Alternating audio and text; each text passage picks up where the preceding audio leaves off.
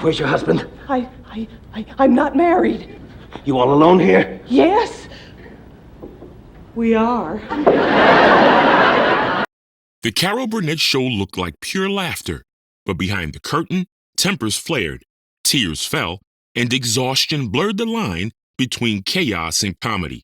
From the jokes that broke character, to the friendships that nearly broke apart, to the goodbyes that broke everyone's heart. Here are 15 secrets you won't believe. Number 15. Every week, Carol Burnett delivered an hour of live comedy that felt effortless, but behind the smiles, she was a relentless perfectionist, driving herself and her team to match her standard. If a joke didn't land, she'd stay long after the studio cleared out, rehearsing until every beat felt right. I couldn't sleep if I thought I'd let them down, she later said.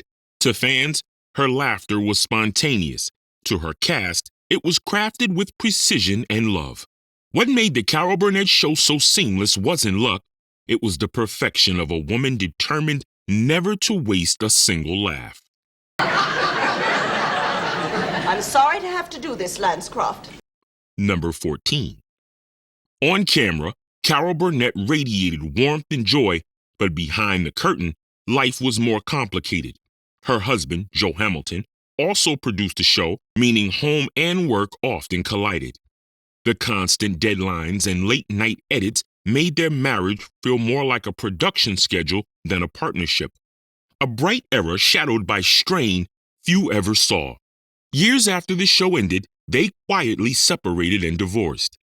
Carol rarely discussed it publicly, preferring to focus on the laughter she shared with her audience. What viewers never realized was that the smile lighting up America's living rooms carried its own private weight. Quick pause. Most of you watching aren't subscribed. Please hit that button. It really helps us keep making great content. Number 13.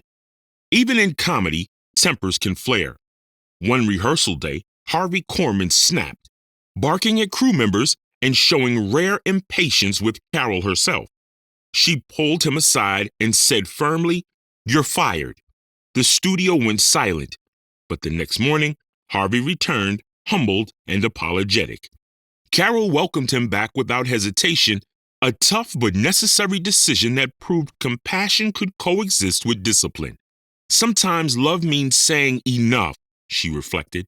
Their friendship endured because it was built on respect, not ego. That quiet confrontation became part of the show's unspoken strength, proof that even laughter needs boundaries to survive. Number 12. Tim Conway was a comedic tornado who couldn't be contained, and that was both the show's blessing and its chaos. Writers joked that he could turn a 2-minute sketch into a 10-minute meltdown. During one legendary taping, known as The Elephant Story, Conway improvised an absurd tale about circus elephants for nearly 5 straight minutes. Harvey Korman tried to hold his composure, but dissolved into helpless laughter. The audience roared, and Carol waved off the cue to cut. What could have been a disaster became television history. Those unscripted moments define the Carol Burnett Show, proof that real comedy isn't about control, it's about surrendering to the joy of the moment. Ballerina skirt on that elephant. Number 11. When the Carol Burnett Show began in 1967, Vicki Lawrence was barely out of high school, a teenager suddenly sharing the stage with her comedy heroes. She'd been discovered after sending Carol a fan letter, and her resemblance to the star landed her the job. At first, she was nervous and shy, but Carol took her under her wing, teaching her everything from delivery to audience timing. "I was a kid in a master class," Vicki said. Over the years, she blossomed into a powerhouse performer. Her sharp wit and mama character eventually spun off into Mama's Family. Vicki started as a student, but left as one of television's most beloved matriarchs. Orange juice had sure hit the spot. All right, I made some while you was taking a nap. Number 10. By 1977, Harvey Korman had become as essential to the Carol Burnett Show as Carol herself. His sharp timing and slow burn reactions were the perfect foil for Carol's spontaneity. But after 10 seasons, Harvey felt restless. He accepted a deal to star in his own sitcom, and Carol, heartbroken but gracious, supported his decision. It felt like losing family, she said later. CBS brought in Dick Van Dyke to fill the gap, but even Van Dyke admitted the chemistry couldn't be duplicated. The audience sensed it too. Corman's departure marked more than a cast change. It was the end of a perfect comedic rhythm that could never be fully recreated. Number 9. Most variety shows were demanding. The Carol Burnett Show was grueling. Each episode was built from scratch in 6 days. Writing, music, rehearsals, costume fittings, dance choreography, and endless run-throughs. The cast often spent 12-hour days in rehearsal halls before stepping in front of a live audience. We lived on coffee, nerves, and applause, Vicki Lawrence later said. The hours were long, but the energy was infectious. Carol never complained. Her enthusiasm lifted everyone around her. That intensity created something special. When the red light came on and the band started, exhaustion vanished. The laughter that followed was not just earned, it was hard-won. Number 8.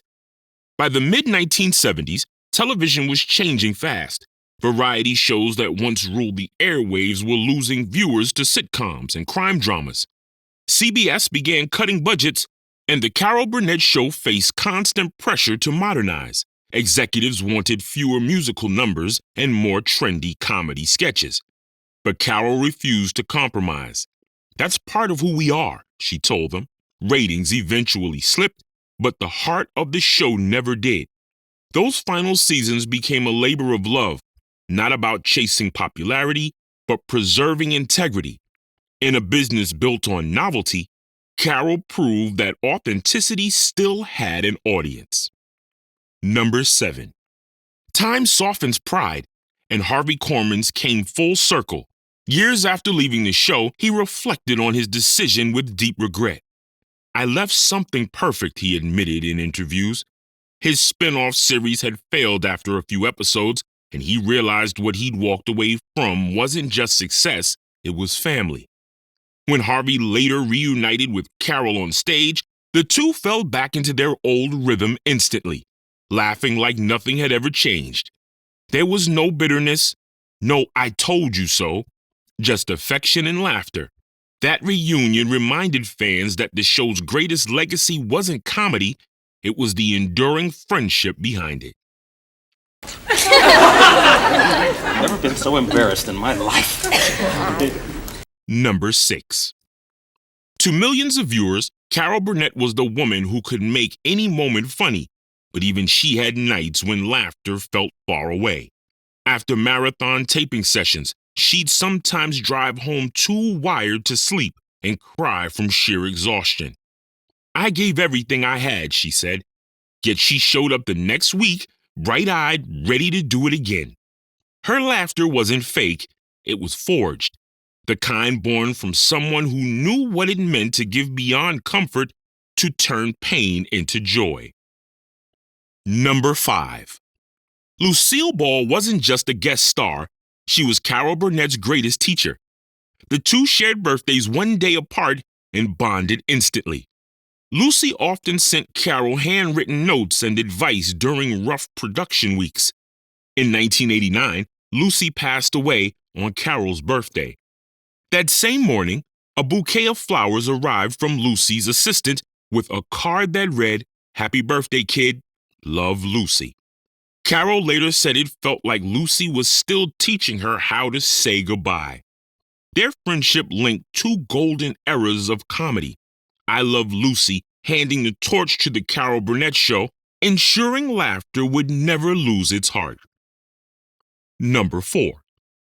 It's hard to imagine someone as fearless as Carol Burnett feeling nervous, but she did.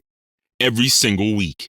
Moments before each taping, she'd pace behind the curtain, humming quietly to steady her breath. Those butterflies never left, she said. Yet when the orchestra began and the curtain rose, everything changed. The anxiety melted into performance, pure, focused joy. That vulnerability made her human. Audiences sensed it. They weren't watching a distant star. They were watching one of their own, brave enough to be real. Number 3. By the height of the 1970s, Carol Burnett wasn't just a performer. She was America's emotional anchor. Families ended their week with her voice, her warmth, her laugh. But the role came with pressure few could handle. People needed me to smile, she said. So I did. Even when exhausted or heartbroken, she found a way to deliver joy. She didn't fake it. She chose it. That sincerity became her power, the rare kind of laughter that made people feel seen, comforted, and loved. Number 2. Taped on March 17th and aired March 29th, 1978, the final episode of the Carol Burnett Show felt less like a goodbye and more like a family reunion. Carol gathered her guests, Harvey, Tim, Vicky, and the crew who'd been with her since day one, and sang her gentle farewell. I'm so glad we had this time together. As she tugged her ear in her private I love you signal to her grandmother, tears filled the studio. Viewers at home cried with her. It wasn't just the end of a show, it was the end of a television era built on kindness, laughter, and genuine connection. Her wave goodbye lingered long after the credits faded. Bonus fact. Decades later, the Carol Burnett Show still makes people laugh as if it never ended. Its sketches, from Went with the Wind to The Dentist, remain master classes in timing and chemistry. Younger audiences discover it online, while longtime fans revisit it for comfort. Carol once said, "Laughter gives people a break from life." That's exactly what she gave America, a warm escape that never lost its meaning. Her famous ear tug became a symbol of love and her laughter, a time capsule of sincerity. In every rerun and every smile it inspires. The Carol Burnett Show lives on, timeless, tender, and still funny after all these years. If this brought back memories, drop your favorite Carol Burnett Show moment in the comments and tell us which classic we should dig up next.